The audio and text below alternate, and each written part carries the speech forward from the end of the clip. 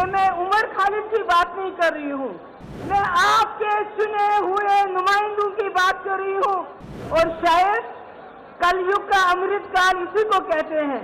चंदा चोरी में जितना भ्रष्टाचार इन लोगों ने किया, पिछले 75 साल में हमारे मुल्क में इतना भ्रष्टाचार कभी नहीं हुआ है। मंच पे बैठे हुए तमाम लीडर साहिबान, यहाँ रामलीला मैदान में आए हुए हमारे भाई, हमारी बहनें, सबको मेरा सलाम, मेरा आदाब। आज देश बहुत मुश्किल हालात से गुजर रहा है। ऐसा हाल है, न कोई वकील, न कोई दलील, न कोई कार्रवाई और सीधे जेल। और शायद कलयुग का अमृतकाल इसी को कहते हैं कि आप बिना पूछे, बिना कोई कार्रवाई किए हुए लोगों में जेल में डालते हो।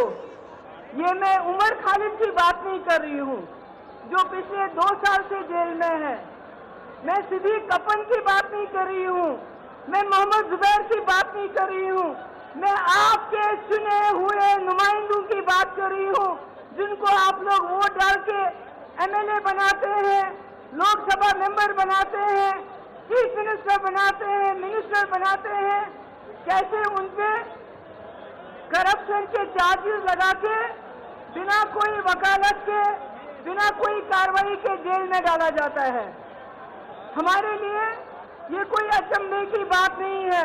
हमने जम्मू कश्मीर में पिछले 5 साल से यही देखा है। हमारे हजारों की तादाद में नौजवान, मैं, फारूक साहब, उमर अब्दुल्ला साहब, पूर्व मुख्यमंत्री, तीनों को बंद कर दिया गया और देश को बताया गया कि हम देश हित में कर रहे हैं। जब आप संविधान का उल्लंघन करते हैं, जब आप कानून का उल्लंघन करते हैं, वो देशभक्ति नहीं, देशद्रोही होता है। जो संविधान का उल्लंघन करेगा वो देशद्रोही है। आज जम्मू कश्मीर एक लेबोरेटरी बना है, वहाँ टेस्टिंग होती है, फिर आपके साथ वही होता है। केजरीवाल जी का क्या कसूर, हेमंत सोरेन जी का क्या कसूर? अगर वो बीजेपी में चले जाएंगे केजरीवाल, तो ये सारे मीडिया के लोग जो पिछले कई दिनों से करप्शन करप्शन करप्शन केजरीवाल कहते हैं, तो ये कहना शुरू करेंगे कि केजरीवाल जैसा कट्टर ईमानदार कोई नहीं है।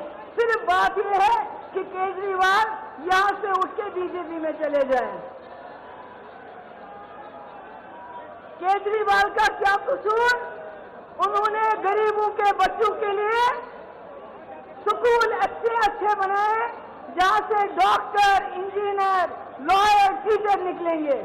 उन्होंने लोगों को मुफ्त बिजली दी, मुफ्त पानी दिया, अस्पताल बनाए, बसेस की मुफ्त। मगर इनको तकलीफ है, इनको इस परिवार से तकलीफ है। ये जो परिवार आप देख रहे हैं, इनको परिवारवाद से तकलीफ नहीं है।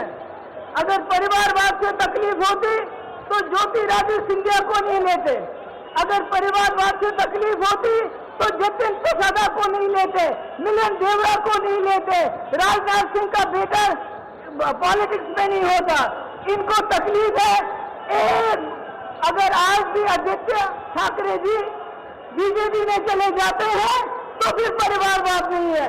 इनको एक परिवार से सबसे ज्यादा तकलीफ है, और वो परिवार जिसने इस देश के लिए जेल में भी कुर्बानियां दी, इस देश को बनाया। गांधी नेहरू उस परिवार की बात करते हैं। अरे मैं कहती हूँ ऐसे और परिवार पैदा हुए होने चाहिए थे। आज देश जो हमारा चांद्रयान पे पहुंचा, चांद पे पहुंचा, शायद कहीं और पहुंच गया होता। इनका क्या काम है? इनका काम है हम सवाल पूछते हैं। आपने कहा 2 करोड़ नौकरियां देंगे, नौकरियां नहीं दी, बल्कि यहाँ के नौजवानों के हाथों में लाठी दी, जबान पे नारा दिया, कभी देश का कभी धर्म का, बोला जाओ मारो, लिंच करो, शक्ल देखो, क्या खाता है, क्या पहनता है, दाढ़ी कितनी लंबी है। इन्होंने नौजवानों का अपराधीकरण किया, उनको दंगाई बनाया, कहा तुम दंगे करो, तुमको जेल नहीं भेजेंगे। मगर हमसे नौकरी का हिसाब मत मांगो, हमसे 2 करोड़ नौकरियों का हिसाब मत मांगो। इन्होंने भ्रष्टाचार का इल्जाम हम पे लगाया। अरे चंदा चोरी में जितना भ्रष्टाचार इन लोगों ने किया, पिछले 75 साल में हमारे मुल्क में